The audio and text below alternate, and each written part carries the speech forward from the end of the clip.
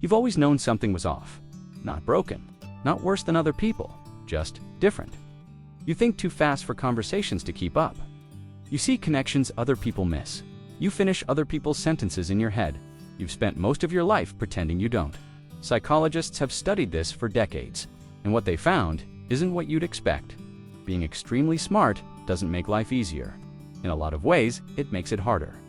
And by the end of this video, you'll understand exactly why, and why that actually makes complete sense.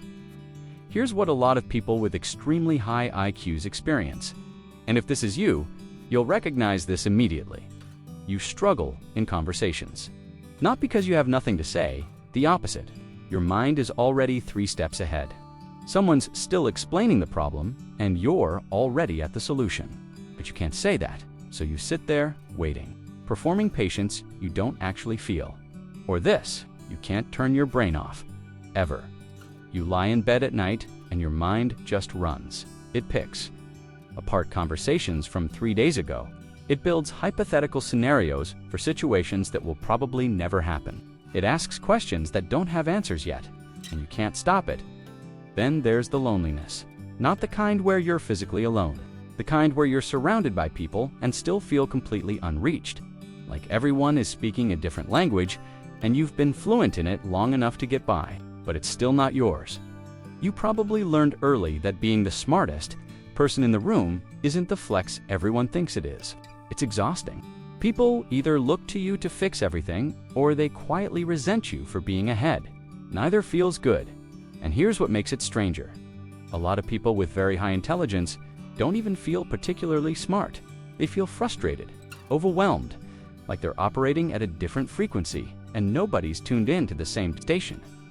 Stop for a second and sit with that, because there's a reason this happens, and it goes much deeper than just being gifted. What researchers found next explains something nobody talks about openly, and once you hear it, you can't unsee it. Let's start with how this actually begins. For most high-IQ people, the pattern starts in childhood. You were the kid who asked too many questions. Not because you were being difficult, but because you genuinely needed to understand. Teachers found you exhausting. Classmates found you weird. So you learned to dial it down. Psychologist Kazimierz Dabrowski spent decades studying gifted children and came up with something he called overexcitability. This was in his 1964 work on psychoneurosis, and it changed how researchers thought about intelligence. His finding was this: highly intelligent people don't just think more. They feel more, they sense more. Their nervous systems process the world at a higher intensity than average. He identified 5 types of overexcitability: psychomotor, sensory, intellectual, imaginational, and emotional.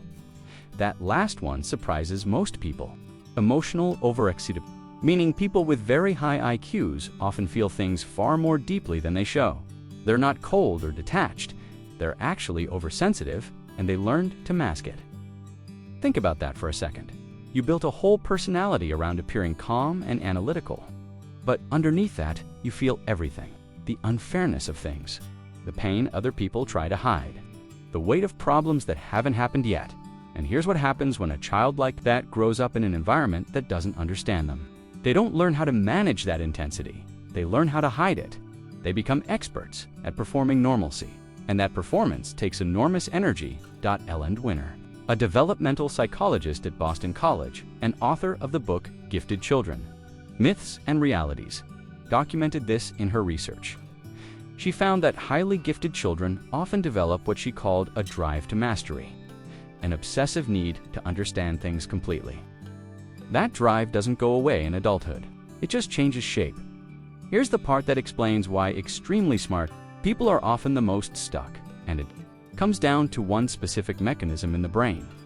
There's a concept in neuroscience called hyperconnectivity in a typical brain. Information travels along established pathways. A thought follows a fairly direct route. But in people with significantly higher than average intelligence, researchers have found that more regions of the brain are active simultaneously and more densely connected to each other. A 2015 study published in the journal Neuroimage scanned the brains of high-IQ individuals and found increased white matter connectivity, more neural roads between distant regions of the brain. On paper, That sounds like an advantage, and in many ways it is. But here's what nobody tells you. More connections means more noise. Picture a city with twice as many roads as it needs. Traffic should flow better, right? Except now there are twice as many intersections, twice as many decisions at every turn, twice as many possible routes that all feel equally valid. You don't move faster, you sometimes freeze completely. This is why high-IQ individuals are disproportionately affected by something called analysis paralysis. They don't struggle to think of options, they think of too many. Every decision comes preloaded with 40 variables. Every choice carries the weight of all the paths not taken, and it gets more complicated. Psychologist Mihaly Csikszentmihalyi, who wrote Flow, The Psychology of Optimal Experience, found that people with very active, fast-moving minds actually struggle more to achieve the flow state than people with average IQ. The same mental engine that makes you perceptive also makes it hard to quiet down enough to be fully present. Think about the last time you were truly absorbed in something, where time disappeared and you weren't. Thinking about anything else, for a lot of high-IQ people, that's rare. The brain keeps interrupting itself. There's also the question of boredom, and not the ordinary kind. Researchers at the University of Warsaw published findings in 2021, showing that people with high intelligence experience boredom more intensely and more frequently, not just situational boredom, but existential boredom, a sense that things aren't meaningful enough, that most conversations don't go deep enough, that most goals don't feel worth pursuing. This is why so many extremely intelligent people cycle through interests, careers, relationships, not because they're flaky, because their threshold for stimulation is genuinely higher. They need more depth to feel engaged, and the world isn't always built to offer that. And this is where researchers found something that completely reframes how we understand intelligence and what it actually costs. Here's the piece that changes everything. For a long time, high intelligence was studied purely as an asset. More IQ points, better outcomes. And in many measurable ways, educational achievement, problem solving, pattern recognition, that holds true. But in 2019, psychologist peers heard published research through the journal Intelligence that examined the health and mental well-being of members of Mensa, the high-IQ society requiring scores in the top 2% of the population. What he found was striking. Mensa members reported dramatically higher rates of anxiety disorders, mood disorders, and autoimmune conditions than the general population. Not slightly higher, significantly higher. The leading explanation, the same hyperconnectivity that makes high-IQ individuals analytically powerful, also makes them prone to rumination, hypersensitivity to threat, and a kind of chronic physiological overactivation. The brain that's always processing doesn't know how to stop processing. Imagine a fire alarm system so sensitive it goes off when someone lights a candle. That's not a broken system, it's an overly calibrated one. And here's the real aha moment.